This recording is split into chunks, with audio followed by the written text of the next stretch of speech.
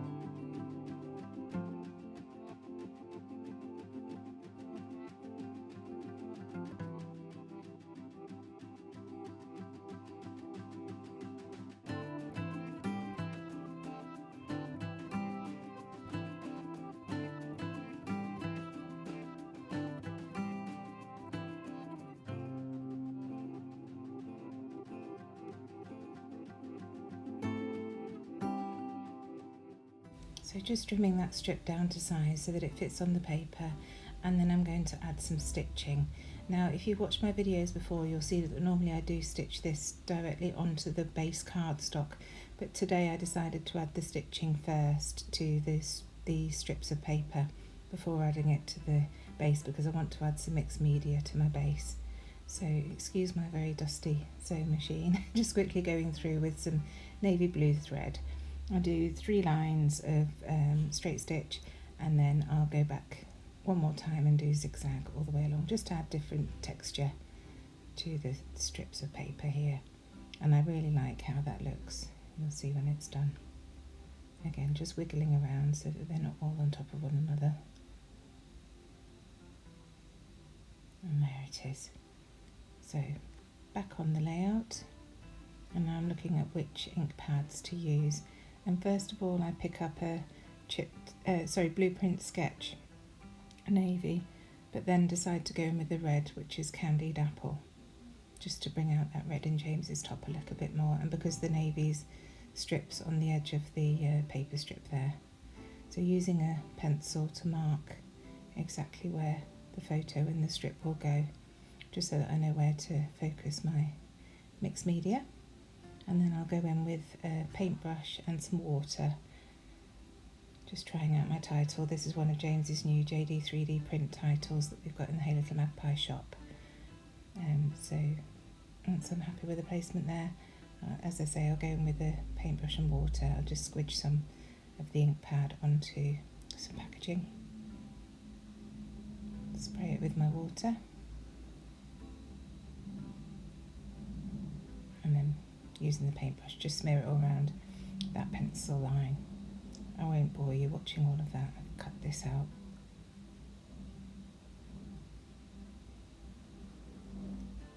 So there we go, just finishing off there. Just thinking about adding some dots, but then I decided to use what's left on the packaging, to use the packaging technique and just smudge it a bit to add some faint dots around the edge. And that works really nicely. So just checking again that I'm happy with it. And now I'm going to come in with an LE Studio stamp. It's the plus signs from the Thankful stamp. And I love these.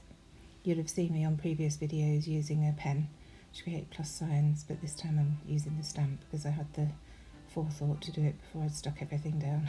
So first of all, going in with the Candied Apple Red, and then when I'm checking that I'm happy with that, I'll go in with the Blueprint Sketch. And this Blueprint Sketch is lovely, but on balance it's a little bit pale. I kind of wish that I'd gone in with a darker blue, but it still looks nice. So now I'm just wetting my paintbrush and adding some water to those plus signs just to fade them. I'll dab it up quickly with my paper towel, but you can see the ink's just starting to run and blend there. So dabbing it up, and that makes the blue even paler.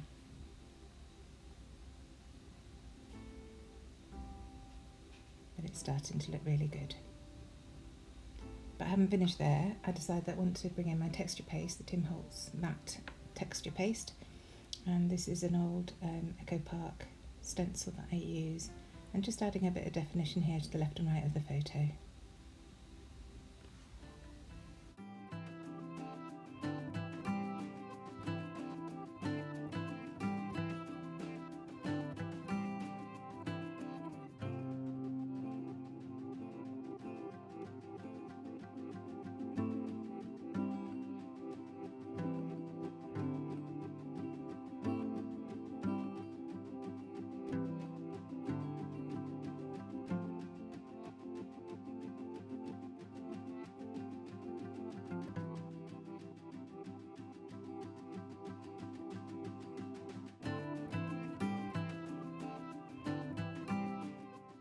And once that's dry, and it doesn't take long because it's very warm today, I've gone in with the Distress Oxide in Chip Sapphire, which is a darker navy blue, and this is the one that I wish that I had done those plus signs with. But like I say, it's not too critical. I'm just using some darker one now to balance it out. So just dabbing that over the grid where the texture paste is.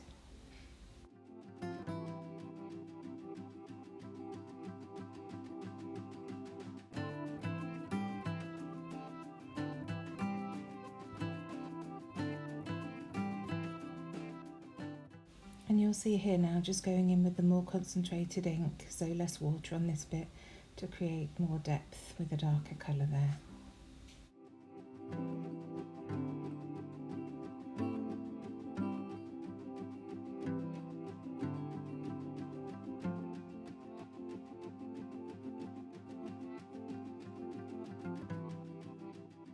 And then just because I can't resist, if there's some ink left, going in with some splatters around the edge of that candied apple.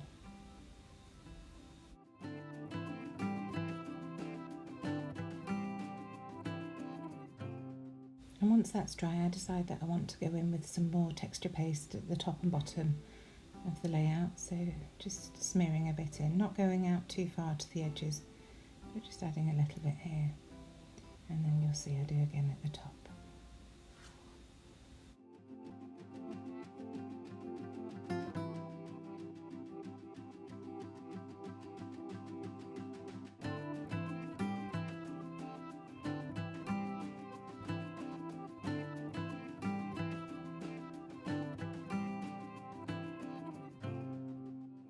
And then while that's drying, I look at the stamps on the stamp sheet and see the lovely circular heart. So I decide to stamp that on some scrap paper with a view to punching them out and putting them around the layout for added detail. So again, using that chipped sapphire ink pad for a nice dark navy, and then punching them out with I think it was a 7/8 inch punch I've just got in my stash. So the last two I decided to go over with water to activate the oxides and just create a slightly different heart to add interest to the layout.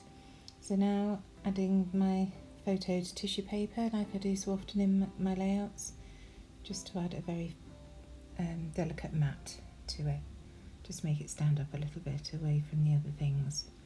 So again, adding the chipped sapphire paint to where I've added that texture paste.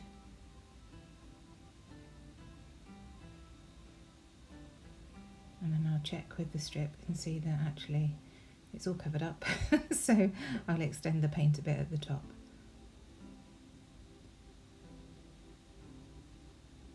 By this point it's very difficult to see the pencil lines, so kind of guesswork. Now using my double-sided tissue tape, just adding plenty of that to the back, and then this will be adhered down. And I just catch those threads at the top onto the double-sided tape.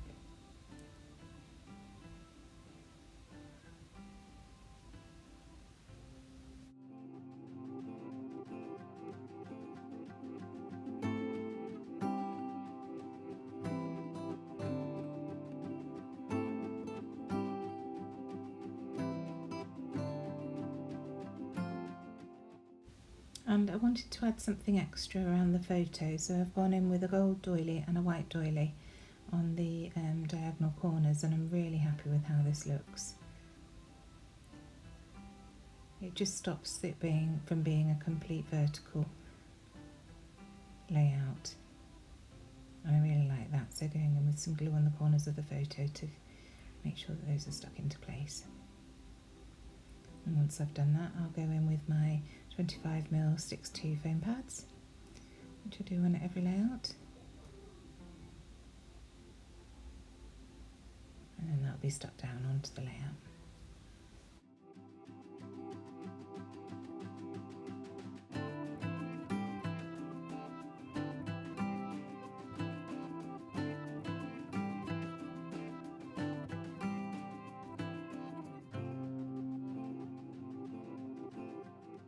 So now starting to work with those circle hearts that I created and checking the placement of the title there.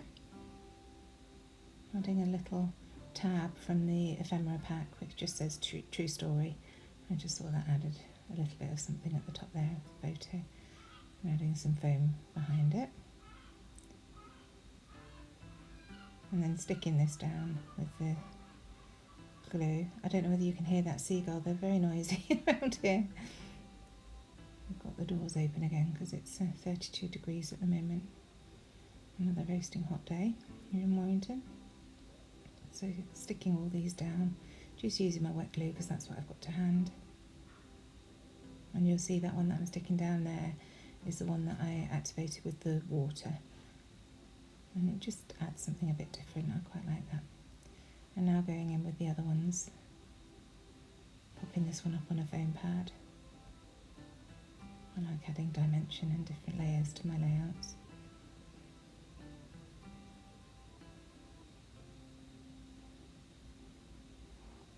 And then I just scatter a few more around the layout. Again, that one at the bottom that I'm gluing down now is the one that's been activated with the water.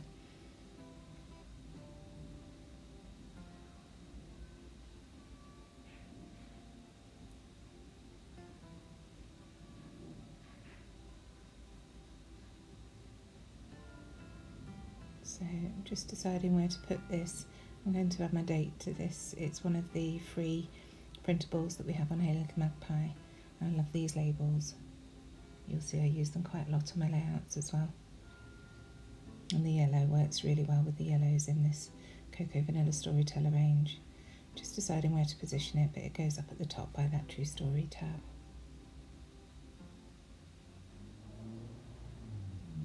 So just gluing that down.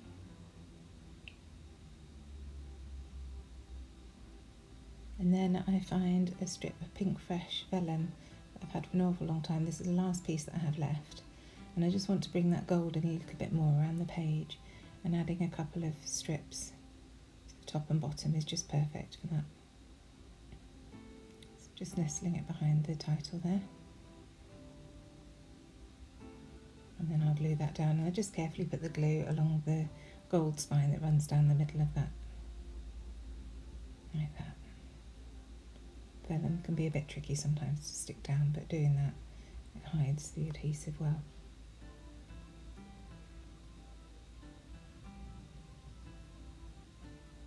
And I do love the gold accent that that brings onto the page. So now I'm going to come in with some sequins. Collect sequins whenever I get it in packaging or fun things. I've got some there, all the metals ones that you can see on the screen are from Dotty About Flair, my friend Adam, who sells some beautiful sequin mixes. So just positioning these around, deciding where they'll go before I stick them down. And then wanting to add some more circular elements to the page, I go in with my We Are Memory Keepers Reinforcer Hole Punch, which is great for adding these little rings, just as confetti almost around the page. So focusing on the yellows, there are two different yellows there, and then a couple of reds as well, just to bring that red in again. The yellow is really to echo the gold, just to bring that in a bit more, because we've got a lot of red and navy on the page. So just punching those out and positioning them where I want them to go.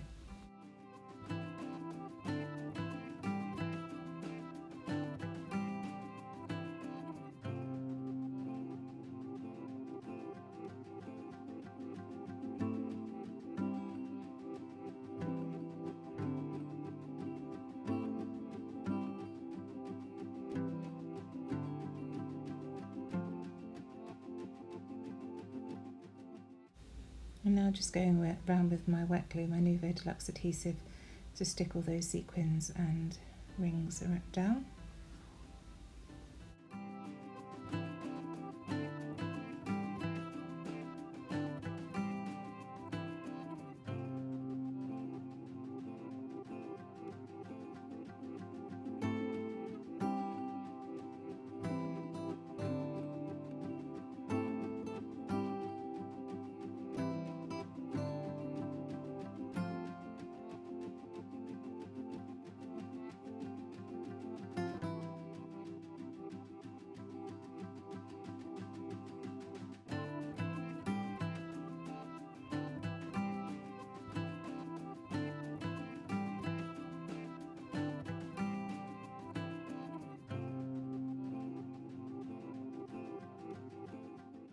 And once that's all down, I decide that I want to go in with my gold mist and just add some gold splatters around the page. So just covering up the photo with some packaging so that I don't get the gold all over that, and then liberally splatter up the vertical line, but it goes over most of the page, and making sure that I get it on some of the papers as well. And that's it. Thank you so much for joining me today. I hope you enjoyed watching this process, and I do hope you'll join me again and consider subscribing if you like what you see. Thanks a lot. Bye.